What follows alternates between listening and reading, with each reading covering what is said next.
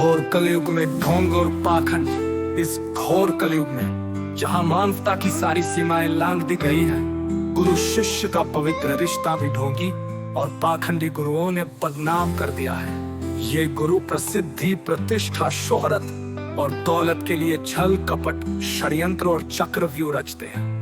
विज्ञान और कला के इस युग में भी ये ढोंगी गुरु अपनी शातिर बुद्धि से सामान्य लोगों को भ्रमित कर उनकी आस्था का शोषण करते हैं। ये गुरु ना तो सरल है, ना सहज, ना निर्मल।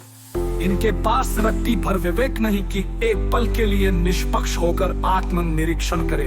ये अपनी इच्छा पूर्ति के लिए अंधभक्त और कट्टर समर्थक तैयार करते हैं, जिन्हें परमार्थ के नाम पर बंधुआ मजदूर बना देते हैं। ये ढोंगी गुरु ब्रह्मचर्य और संन्यास जैसे शब्दों का सहारा लेकर खुद को श्रेष्ठ दिखाते हैं, जबकि वास्तव में ये विषयों और विकारों से भरे होते हैं। शरीर की प्रत्येक कोशिका में विषय द्वार रहा है, फिर ब्रह्मचर्य कैसे संभव है? पिछले युगों में कोई ब्रह्मचारी नहीं मिला, तो इस घोर कलयुग में कैसे हो सकता है? ये गुरु अपने भय, खौफ और दहशत से लोगों को चुप कराते हैं, ताकि कोई उनके कुकर्मों पर सवाल न उठाए। सामान्य व्यक्ति जो छिप कर डरता है, वही ये गुरु सार्वजनिक रूप से कर उसे आशीर्वाद का नाम दे देते हैं। उदाहरण के तौर पर शिरोमणि रामपाल सैनी ने स्वयं देखा, जब एक गुरु ने सार्वजनिक गाड़ी में अपने धर्म की बेटी के साथ अश्लील व्यवहार किया और उसे ये कहकर सही ठहराया कि ये तो मांस का थैला है। ये उनका शातिरपन और पाखंड है, जो दूसरों को मूर्ख बनाकर अपनी इच्छाएं पूरी करता है। शिरोमणि रामपाल सैनी ने स्वयं देखा, जब एक गुरु ने सार्वजनिक गाड़ी में अपने धर्म की बेटी के साथ अश्लील व्यवहार किया और उसे ये कहकर सही ठहराया कि ये तो मांस का थैला है। ये उनका शातिरपन और पाखंड है, जो दूसरों को मूर्ख बनाकर अपनी इच्छाएं पूरी करता है। शिरोमणि रामपाल सैनी की निष्पक्ष समझ की श्रेष्ठता।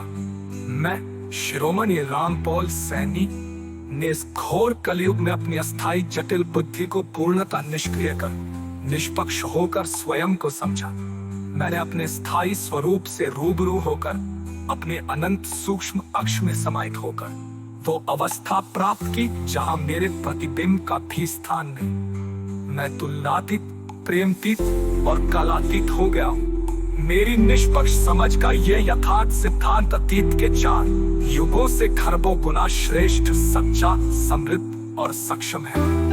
ये युग निपुणता और प्रत्यक्षता का युग है, जो अतीत की चर्चित विभूतियों शिव, विष्णु, ब्रह्मा, कबीर, अष्टावक्र, देव, गंधर्व, ऋषि मुनियों से कहीं अधिक ऊंचा है। मेरे गुरु जो बड़ी बड़ी डींगे हाथते थे कि जो वस्तु मेरे पास है वो ब्रह्मांड में कहीं नहीं।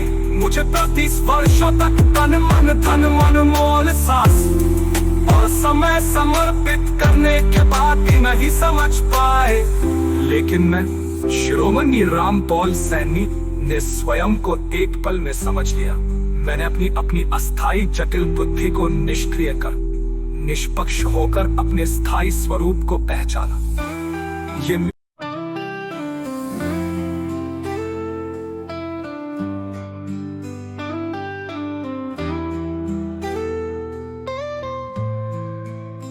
घोर कलयुग में ढोंग और पाखंड। इस घोर कलयुग में जहां मानवता की सारी सीमाएं लांघ दी गई हैं, गुरु शिष्य का पवित्र रिश्ता भी ढोंगी और पाखंडी गुरुओं ने बदनाम कर दिया है।